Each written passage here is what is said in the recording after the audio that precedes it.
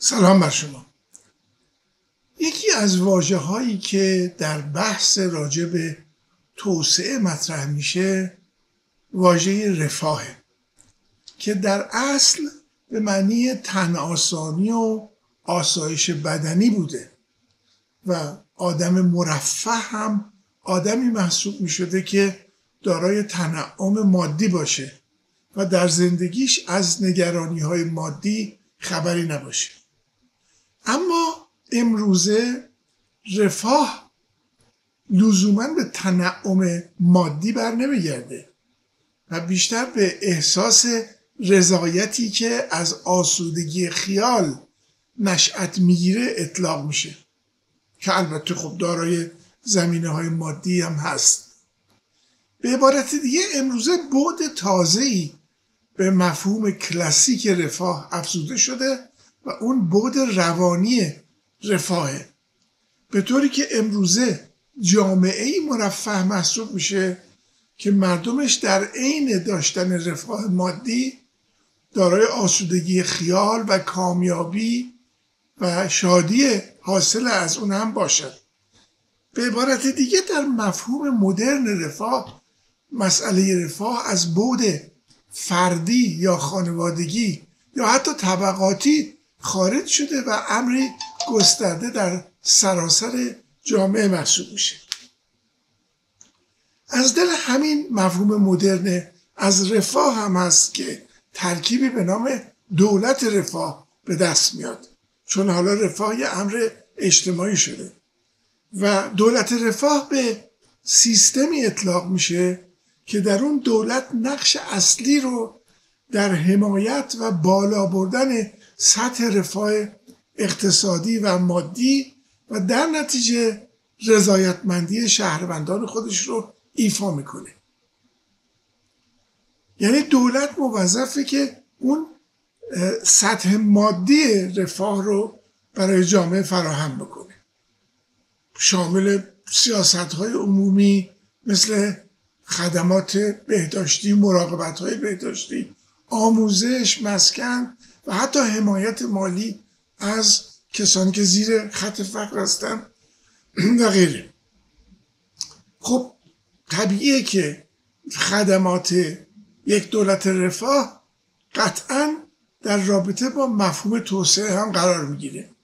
میدونیم که در یک جامعه فاقد برنامه‌های مربوط به توسعه کمبود یا کاهش منابع مالی اول به وجود میاد.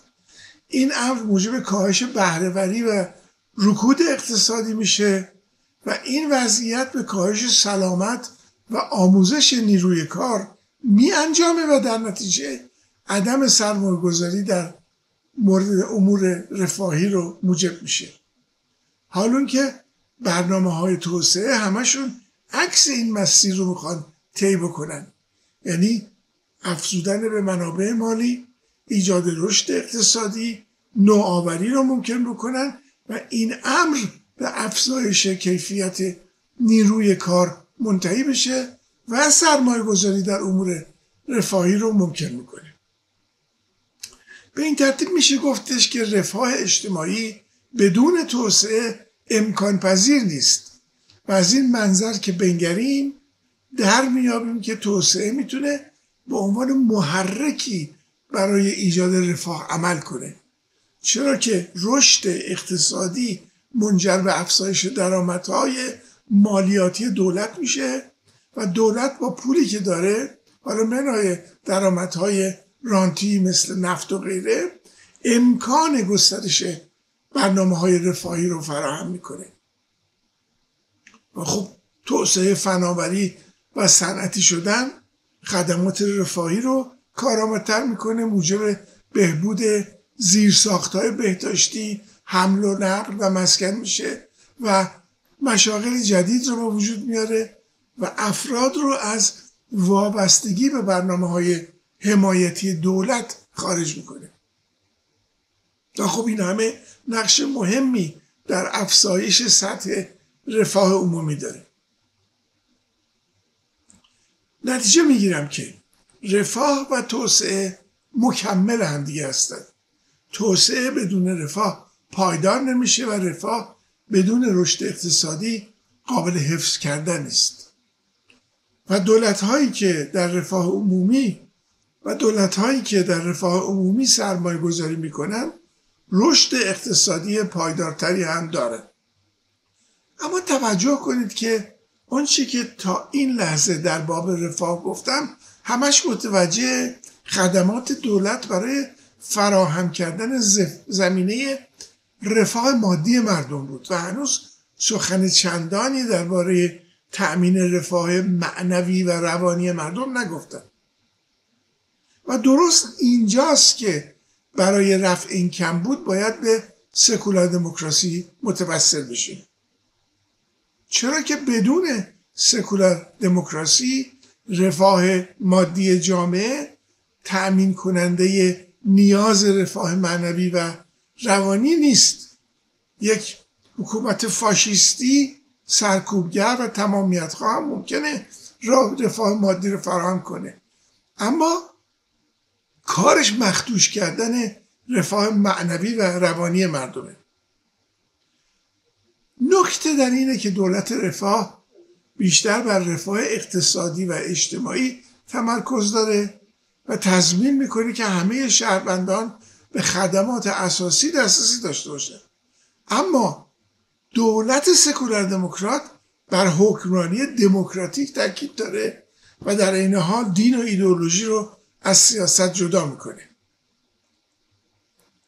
اجازه بدید دو تا دولت سکولار دموکرات و یک دولت رفاه رو به صورت مقایسه‌ای و هم کنار هم بشینیم ببینیم که هر کدومشون چه پدیده‌ای رو ایجاد میکنن و چگونه این پدیده های دوگانه ما رو به تعریف مدرن رفاه میرسونه.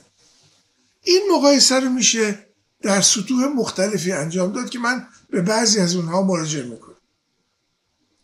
قبل از هر چیز و همچنان که گفتم تمرکز اصلی دولت رفاه بر ایجاد آسایش رفاه اجتماعی و امنیت اقتصادیه، اما تمرکز اصلی دولت سکولار دموکرات بر تأمین حکمرانی مبتنی بر سکولاریسم و دموکراسیه.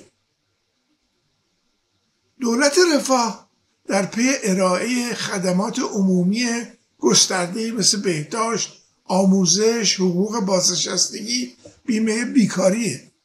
اما دولت سکولار دموکرات متضمن حکمرانی دموکراتیک، برقراری آزادی‌های مدنی و جدایی دین از سیاسته.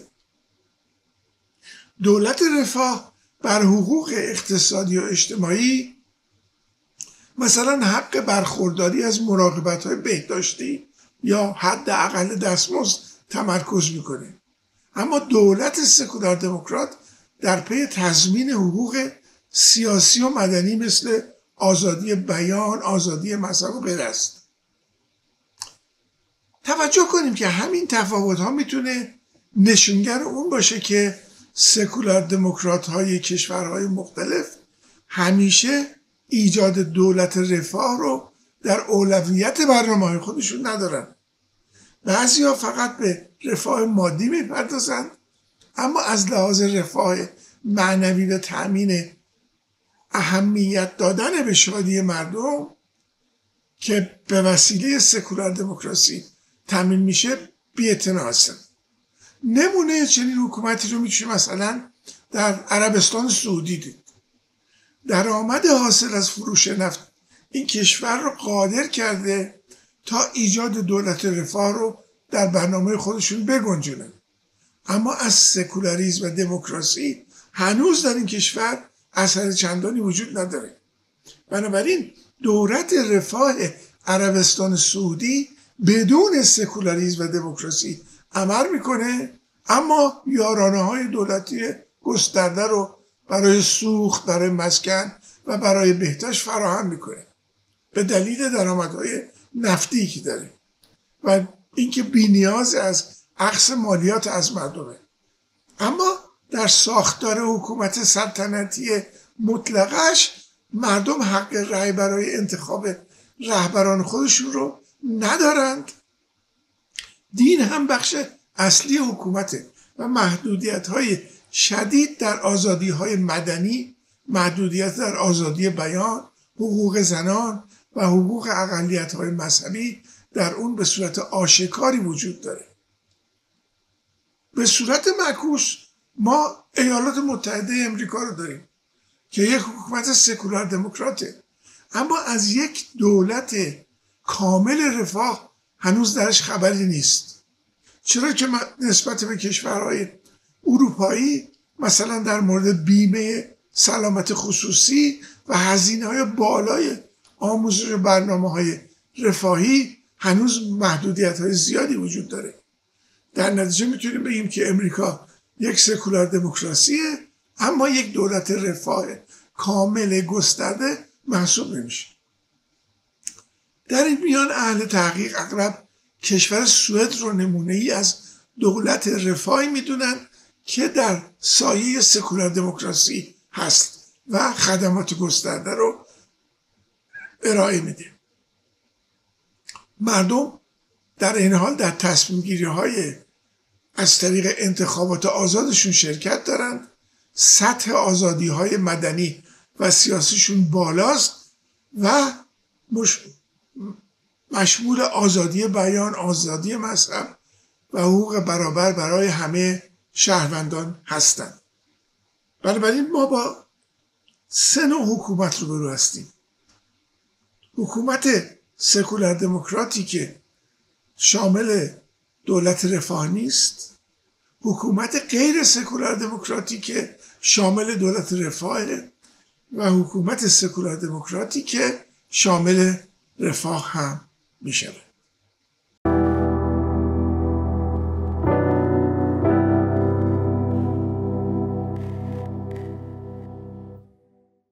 با تشکر از شما آقای دکتر نوری‌علا میریم به اتاق زوم و نظرات دوستانمون رو در حزب میشنویم. نفر اولی که وقت گرفتن خانم قیاسفند، بفرمایید، در خدمت شما هستیم.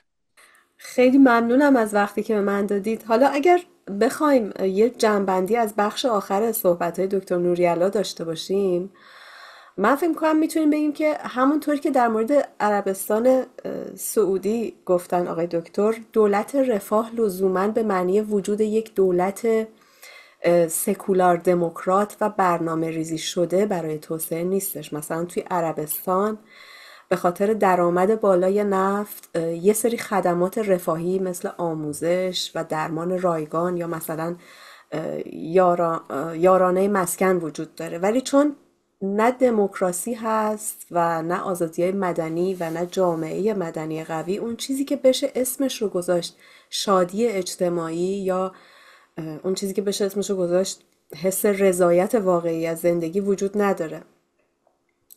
حالا سوال من اینه که نمیشه همین مدل رو برای ایران زمان پهلوی دوم هم در نظر گرفت؟ یعنی تو اون دوران روز به روز سطح رفاه مادی مردم داشت بالاتر میرفت و در کنارش خبری از آزادی و مشارکت واقعی مردم توی تصمیم گیری های سیاسی نبودش. و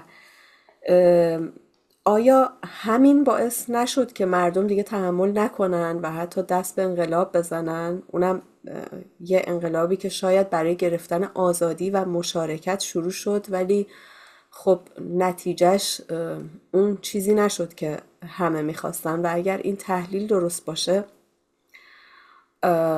که البته نمیدونم درسته یا نه، به نظر شما آیا نمیشه گفت که این یه درس مهمه برای آینده ایران؟ یعنی فقط بالا بردن سطح رفاه مادی مردم کافی نیستش و اگر در کنارش آزادی نباشه یا مشارکت نباشه، جامعه دیر یا زود اعتراض میکنه.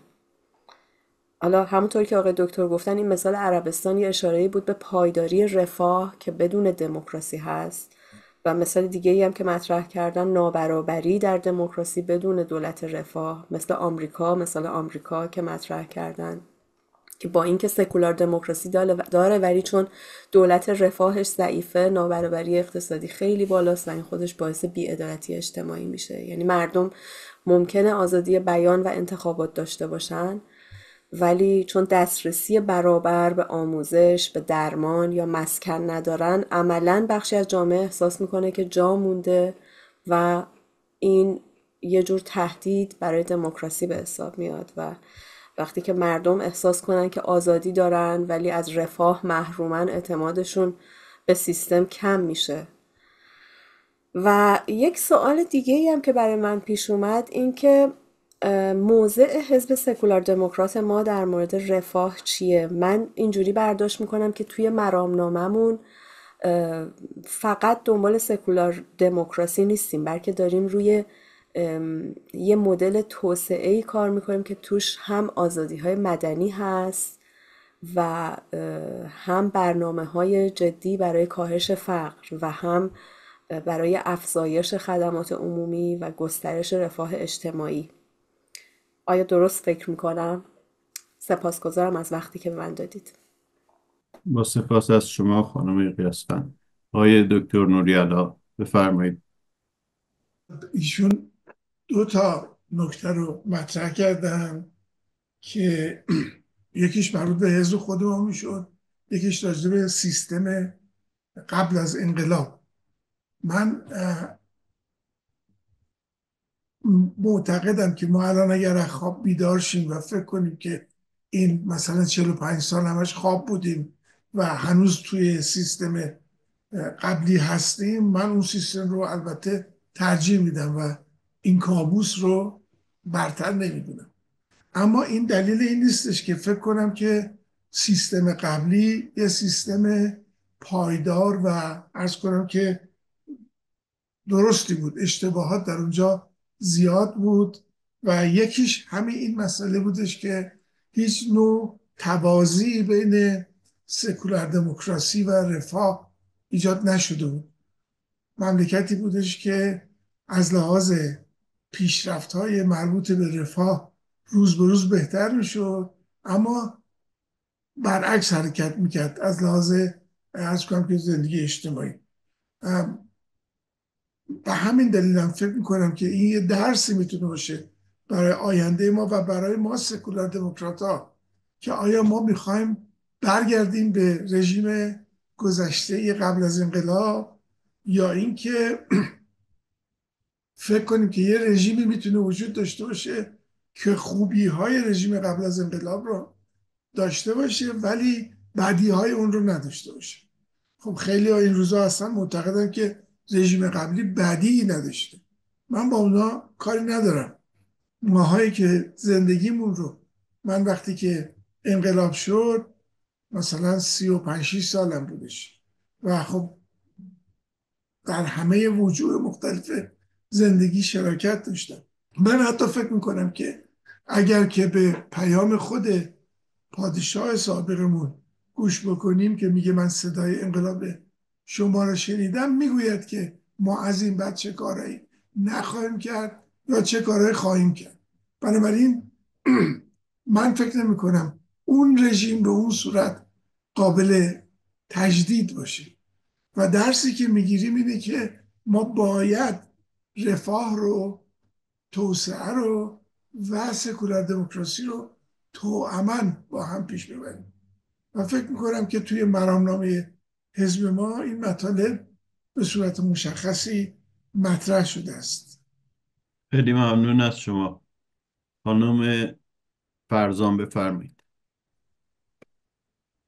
منم مجددا عرض ادب و احترام هم خدمت عزیزان حاضر در جلسه و بینندگان محترم دارم. خب خیلی بحث خوبیه این موضوع، به خاطر اینکه خب ما هم من شخصا خودم و جناب آقای سایی ما در یک حکومت، در یک کشوری هستیم که حاکمیت سکولار دموکراسی و دولت رفاه همزمان داره. اگر نخوام صحبت آقای دکتر رو نقض بکنم که میگن همزمان، میتونم بگم که شاید سوئد ابتدا پایه های تفکر و فلسفه پایه های سکولار دموکراسی رو، یعنی اون جرقه های اولیه‌ای که زده شد برای احقاق حقوق حالا کارگران، برابری، اینها، شاید سوئد هم اولین قدم هاشو برای سکولار دموکراسی برداشت، یا شاید اینجوری بگم که یک سکولار دموکراسی ایجاد کرد که بستر دولت رفاهش شد. ببینید، دولت رفاه یا همون ولفیر استیت یک نظامیه که در اون دولت حداقل مسئولیت تضمین یک حداقلی از رفاه و عدالت اجتماعی رو سعی میکنه برای همه شهرونداش داشته باشه. موضوعی مثلا مثل آموزش رایگان، بهداشت عمومی، بیمه بیکاری، بازنشستگی، کمک به اقشار آسیب پذیر، که همه اینها رو ما در نمونه بارزش مثل کشور سوئد یا حتی نروژ و دانمارک، کشورهای اسکاندیناوی، و حتی میتونم بگم مثل آلمان، هلند، که تلاش میکنن تو این زمینه ها خیلی حرفی برای گفتن داشته باشن. خب اینا وجود داره، اما اگر به ماهیت تک تک اینا ما بخوایم نگاه بکنیم، آموزش رایگان، بهداشت عمومی، بیمه بیکاری، بازنشستگی و کمک به اقشار، اون موقع میبینیم که در دل تمام اینها یک عنصر انسانیت وجود داره و ارزش کرامت انسانی مهمه، که این کرامت انسانی در سایه یک حاکمیت سکولار دموکراسی اتفاق میفته. در واقع اگه بخوایم بگیم سکولار دموکراسی و دولت رفاه چه رابطه ای میتونن با هم داشته باشن، مثل این میمونه که بگیم سکولار دموکراسی بستر خیلی خوبی هست برای اینکه دولت رفاه به معنای واقعی کلمه توش تحقق پیدا کنه. نه فقط رفاه به عنوان رفاه مادی، بلکه رفاه معنوی و اون شکوفایی شهروندان رو به معنای واقعی در یک حاکمیت سکولار دموکراسی میتونیم ببینیم که تلاش کرده دولت رفاهش رو در سطحی قرار بده که مردمش اون مشارکت های حداقلی رو در سیاست داشته باشن، قدرت در تصمیم گیری ها دخالت داشته باشن، و فقط صرفا این نباشه که یک سری از نظر مادی و حالا رفاه بخش اون قاعده هرم مازلو رو پوشش بده، فقط خوراک و پوشاک و مسکن، و بلکه میره تو قسمت های بالا، بهداشت، امنیت روانی، خلاقیت، خودشکوفایی. یعنی تلاش یک حاکمیت سکولار دموکرات که بر اساس عقلانیت و علم جلو میره، اینه که شهروندان رو همزمان با اینکه در حوزه رفاه فردی و مادی داره جلو میبره، به یک سطح بالایی از رشد و شکوفایی عقلانی و فرهنگی هم نزدیک بکنه، که این رو ما در سایه یک حاکمیت سکولار دموکراتی میبینیم که تلاششو میکنه که دولت رفاه هم داشته باشه، یعنی همزمان با هم این کارو بکنه. اما ما میبینیم که نه، در بحث سکولاریسم با توجه به اون جوهرش و اون مانیفستش که میاد اهمیت میده به تکثرگرایی، اهمیت میده به بحث در واقع حقوق برابر شهروندی، تساوی حقوق در بین مردم، خب میبینیم که بستر مناسب برای ایجاد یک دولت رفاه که هم مادی باشه و هم معنوی باشه در یک حاکمیت سکولار دموکرات فراهم و متحقق میشه. و من امیدوارم با توجه به نمونه های خوبی که در دنیا وجود داره، ما بتونیم یک سکولار دموکراسی بر اساس آموزه های فرهنگی و ملی و تاریخی خودمون ایجاد بکنیم که بتونیم مردممون هم آمادگیشو دارن و بتونیم با توجه به اون بسترهای منابعی که در داخل ایران هست، بتونیم این هدیه رو به مردممون بدیم که شایسته یک دولت رفاه در سایه یک حاکمیت سکولار دموکرات هستن. سپاسگزارم. سپاس از شما جناب آقای سایی، بفرمایید. ممنونم آقای داراوی. من اول میخواستم یه نکته عرض کنم که به نظر من، البته کامنت های دکتر همیشه برای ما ارزنده است و قابل تأمل. من فکر کنم تو بحث مثلا خطکشی بین اینکه حالا یه سیستم سکولار دموکرات و دولت رفاه و اینکه حالا چه کشوری چه حکومتی های واقعا سکولار دموکرات هست یا نه. این بحث فکر کنم خیلی مبرهن هستش که کلا این پدیده‌های اجتماعی مطلق نمیتونیم نگاه کنیم. اینکه مثلا آمریکا 100% سکولار دموکراته یا نیست، یا عربستان 100% مذهبی هست، چقدر اینا یه حالت نسبی دارن و شاید یه بخش هایی، شاید یک قسمت هایی از اون سیستم حتی تو عربستان تلاش کنه به سمت سکولار شدن و سکولار رفتن، و حتی تو آمریکا یا سوئد یه بخش هایی باشن که هنوز تمایل داشته باشن که اون گرایشات مذهبیشون رو حفظ کنن. یعنی عرض میکنم، یعنی با وجود اینکه خیلی شناخته شدن به عنوان یک سیستم سکولار و دموکرات، به فی‌الواقع 100% و مطلق سکولار و دموکرات نیستن در بعضی موارد. دوم این که میخواستم بگم در بحث دولت رفاه و سیستم سکولار دموکراسی بعضا افراط و تفریط های به وجود میاد که ضربه میزنه حتی به اون جامعه به نوعی و باعث یه سری تغییرات ریز فرهنگی میشه. من گذشته مثلا سوئد خیلی نه مطالعه کردم نه میتونم به اصطلاح براش مدرکی بیارم، ولی فکر میکنم خیلی متفاوت بوده از امروز، از این نظر که وقتی شما میای قوانین رفاهی رو وضع میکنید، به یه خیلی خیلی رابطه داره با فرهنگ جامعه و اون رشدی که اون افراد اون جامعه کردن.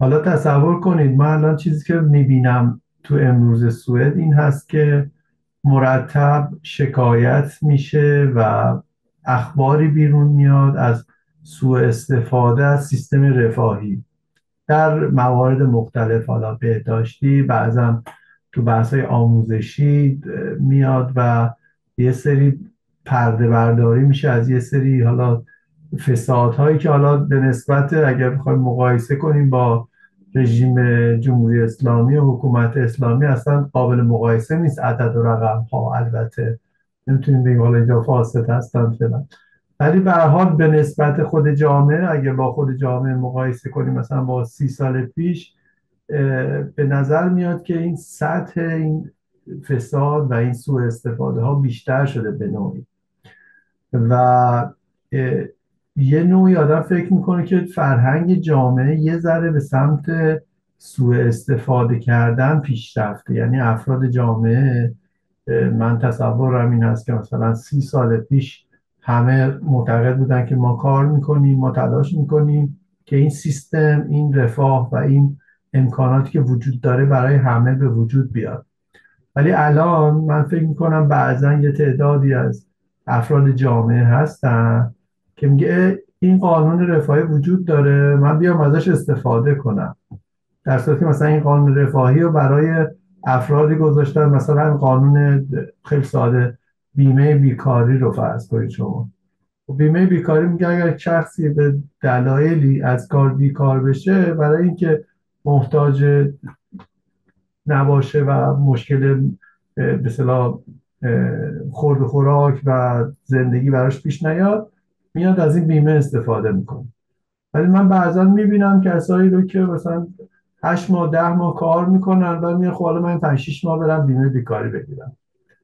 همین راحتی فکر میکنم خب از این امکانات میشه اینجوری استفاده کرد. و بعضا پیش میاد که بعضی مدت دولت و اون سیستم هایی که درگیر اینجور مسائل رفاهی هستن با محاسبه و برآورد این سوء استفاده ها یا استفاده های نابجا، اگه بهش بگم، نه خب میگم سوء استفاده چون قانون من میتونم ازش استفاده کنم و استفاده کردم، از نظر خود اون شخص سوء استفاده حساب نمیشه. من حسین میبینم و میگم ای از نظر من این سوء استفاده است، من میتونم کار کنم کار نکنم. بعد میان این قوانین رو سختگیرانه تر میکنن و بعضا باعث ایجاد مشکلاتی میشن که بعدها یه نفر که واقعا بیکار شده، واقعا دچار مشکل شده، میخواد بیاد از این امکانات استفاده کنه، نمیتونه. پس ارزم این هستش که ایجاد یک بالانس و توازن مناسب توی خدمات رفاهی و اجتماعی فکر میکنم از نکاتی که یه سیستم سکولار دموکرات بایستی بهش فکر کنه و براش برنامه داشته باشه. در یه مورد دیگه هم حالا خواستم عرض کنم این که شما عربستان سعودی رو مثال زدین. خانم یاسمن اومدن مقایسه کردن با دوران پادشاهی شاه فقید. من فکر میکنم که نکته که اینجا مهم ما بهش توجه کنیم اون سطح هوش اجتماعی و آموزشی جامعه است، یا به عبارت دیگه اون بلوغ فکری که در یک جامعه حاصل شده. بعضا فکر میکنم اگر شما یک کشور که از نظر اجتماعی به بلوغ کامل نرسیده شما برید تمامی زیرساخت ها و نیازمندی های یک سیستم سکولار دموکرات رو درش فراهم کنید، فکر میکنم نتونه بیش از مثلا چند ماه چند سال دوام بیاره.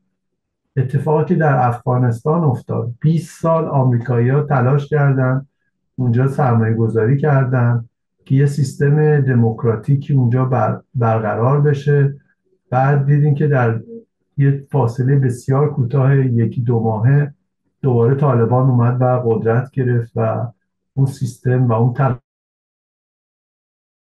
درسته که یه تعداد زیادی از افغانها و افرادی که اونجا بودن دست به اعتراض زدن، ناراحت شدن، ولی من فکر میکنم که حالا عموم جامعه افغانستان از این تغییری که اتفاق افتاد خیلی مشوش نشد، خیلی ناراحت نشدن. شاید بیشتر به دلیل معیشتی و مشکلات اقتصادی ناراحت شدن تا اینکه اون بخش دموکراتیک و سکولاریسمی که داشت اتفاق می افتاد مثلا تغییر کرد و دوباره مذهبی شد. این به نظر من خیلی اهمیت داره. حالا شاید مثلا بتونم به عنوان یک چی میگن یک انتقاد به مثلا سیستم پادشاهی فقید بگیم که در اون جامعه اون سیستم آموزشی که ایجاد شد شاید باعث شد که اون پادشاهی از بین بره، چون افرادی رو فرستادن آموزش دیدن، آگاهی پیدا کردن، برگشتن تو اون سیستم و دیگه تاب اون محدودیت ها رو نداشتن یا به نوعی چشمشون باز شده بود به دنیای دموکراتیک.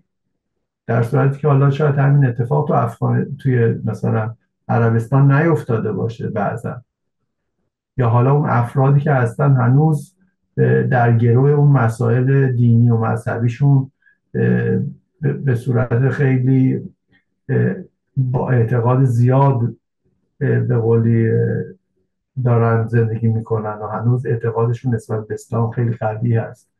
همونطور که من هنوز میبینم اینجا افرادی هستن که مهاجرت کردن اومدن در یک کشور کاملا سکولار، هیچ به قولی اجباری در دین و مذهب وجود نداره، ولی خیلی سخت و سفت مسائل اسلامیشون رو حفظ کردن و رعایت میکنن، در صورتی که مثلا همچین قضیه‌ای برای ما ایرانیا خیلی سخته. ما واقعا آسیب دیدیم از اسلام و مرتبا دنبال این که هستیم که از این بندی که بهمون وصف شده رهایی پیدا کنیم. بارها شده از من پرسیدن تو مسلمونی؟ من گفتم نه، من روی کاغذ مسلمونم، عملا به هیچ کدوم از مسائل اسلامی اعتقاد ندارم، ولی چون بابام مسلمون بوده من به دنیا آمدم اسم منم مثلا مسلمون شده. اینو من مثلا سعی میکنم برای سوئدی توضیح بدم.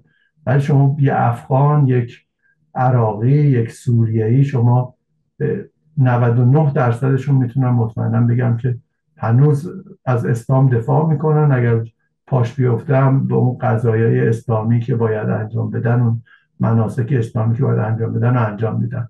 ببخشید من زیاده گویی کردم. ممنونم.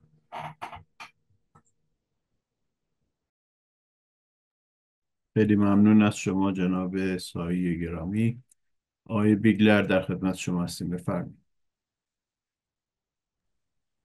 سپاس از شما، سپاس از همه دوستان. ولی این موضوعی که جناب سایی مطرح کردن کمی آدم رو میبره تو فکر، نتیجه بگیر. من ولی دوست داشتم خودم در مورد اون بحث اصلی، یعنی بحث اصلی که اینا همش اصل، به اصطلاح به اصل جریان یا اون رفاه به معنای کلمه یا توسعه به معنای کلمه، پرسش که بانو قیاسفند کردن، فکر کنم مقایسه جالبی بود برای اینکه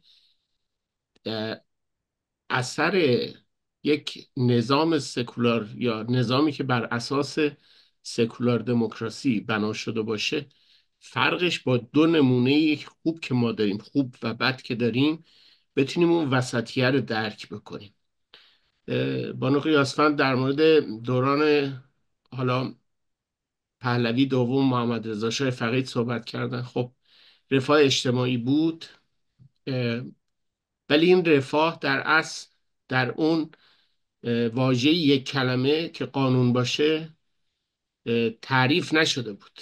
اینجوری که سکولار دموکراسی از قانون انتظار داره که تعریف بکنه اون مسئله رفاه رو، رفاه اجتماعی رو، رفاه مردم و مردم سالاری رو تعریف بکنه، درش وجود نداشت. ولی یه رهبری داشتیم که من به جرئت میتونم بگم دیوانوار به دنبال این بود که جامعه ایران رو یک جامعه مرفه بکنه.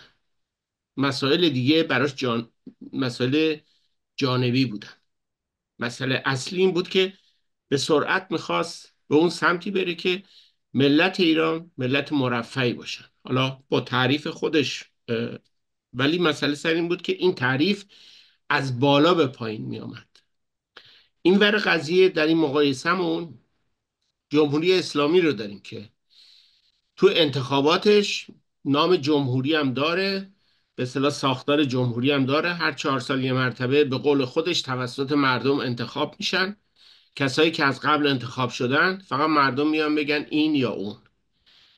ولی خب اون ساختار به معنای دموکراسی به اصطلاح سیاسیش، دولت هایی میان که یه دولت یا دو دولت، یکی میاد میگه که من دولت توسعه هستم، اون یکی میاد میگه من دولت رفاه هستم.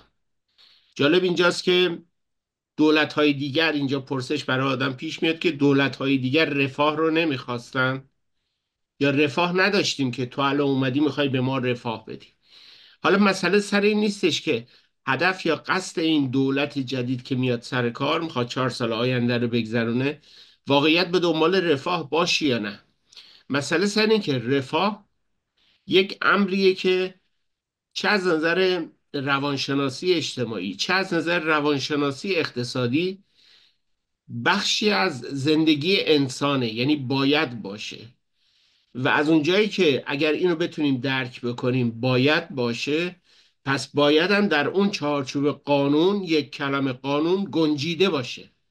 حالا مسئله سر این که چه تفکریه که میتونه این سلسله مراتب رو طی بکنه و اینو به مردم ارائه بده. اونجاست که به اصطلاح کلید اصلی میاد وسط و اون تفکر سکولار دموکراسیه، تفکری که مردم سالاری رو در تعریف خودش بیان میکنه. سپاسگزارم، من تمام. سپاس از شما. خانوم بدری بفرمایید. مرسی، ممنون آقای دارابی. من میخواستم اول یه اشاره بکنم به یه طبقه بندی کلی که آقای دکتر هم اشاره کردن به یه شکلی در مورد دولت‌های رفاه میتونیم داشته باشیم، البته با در نظر گرفتن این نکته مسلم که خب دولت‌های رفاه هم در طول زمان تکامل پیدا میکنن، متناسب با این تغییرات اقتصادی، سیاسی، اجتماعی، اینها تغییر پیدا میکنن. و همینطور الان خب این طبقه بندی های اصلی یا کلی رو که من میخوام بهش اشاره کنم، باز هم با در نظر گرفتن این نکته که در واقع خیلی از کشورها یه ترکیبی میتونیم بگیم، مخصوصا با گذر زمان از این نوع دولت‌های رفاه رو دارن، یعنی یه سیستم ترکیبی دارن.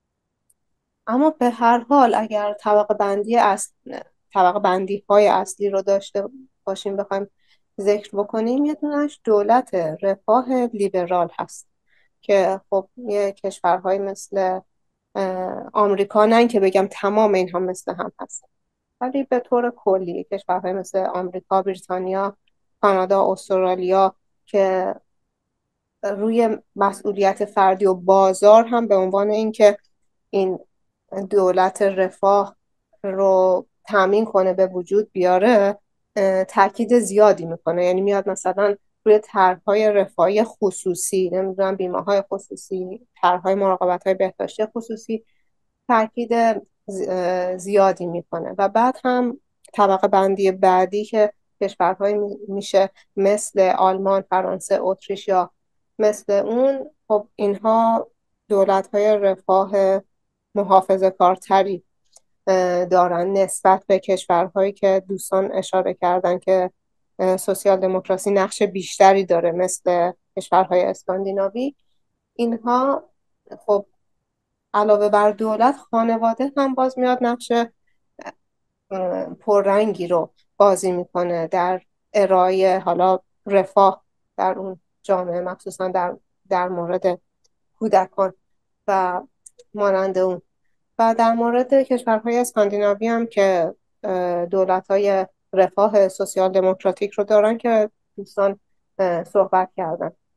و باز هم به شکل‌های دیگه همین دولت رفاه رو طبقه بندی میکنن و مخصوصا توضیح میدن در مورد کشورهایی که سیستم‌های کمونیستی داشتن، با اون ادعاهایی که داشتن و نرسیدن هرگز، و بعد چه قدر چالش ها و مشکلات بود که اینها بعد برای رسیدن به یه دولت رفاه واقعی اثر میگذروندن.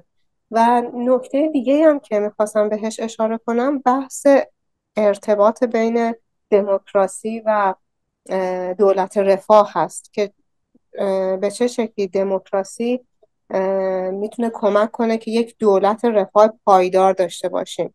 هرچند من باز هم فکر میکنم این یک رابطه دو سویه هستش. یعنی این دولت رفاه هم باز اون زیرساخت‌های دموکراتیک رو تقویت میکنه. این زیرساخت‌های دموکراتیک خودش باعث میشه یه دولت رفاه پایدارتری داشته باشیم. در یک نظامی که دموکراتیک هست، خب اون دولتی که میاد سر کار باید پاسخگو باشه و اگر اون رفاهی که حالا مد نظر اون مردمی که رأی دادن فراهم نشه، خب راحت‌تر میتونه برکنار بشه. ولی به نظر من یه نکته‌ای که خیلی مهمه اینه که هر چقدر میزان دموکراسی بالاتره، نه به صورت قطعی، ولی میتونیم بگیم زمینه این که دیدگاه‌های مختلف بیان اون سیاست‌گذاری ها رو انجام بدن بیشتر میشه و خود به خود اون برنامه‌های رفاهی جامع‌تر میشن، بهتر میشن، طیف وسیع‌تری از نیازها رو در بر میگیرن.